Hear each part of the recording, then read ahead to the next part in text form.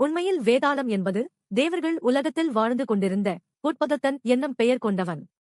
புட்பதத்தனும் அவரது மனைவி தேவதத்தையும் தேவர்களுக்கு ஆடை தைத்துக் கொடுக்கும் பணியை செய்து கொண்டிருந்தனர்.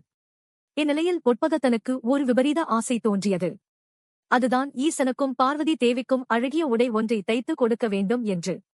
புட்பதத்தன் தான் நினைத்தது போலவே அழகிய ஆடைகளை தயாரித்து அதனை ஈசனுக்கு வழங்க கைலாயத்திற்கு சென்றான். அங்கு சென்று ஈசனை பார்த்த மகிழ்ச்சியில் வந்த வேலையை மறந்துவிட்டு ஈசனை வணங்கியே நேரத்தை கழித்துவிட்டான். ஈசனிடம் விடை பெற்றுக் கொண்டு அவன் திரும்பிய போது இருள் சூழ்ந்துவிட்டது.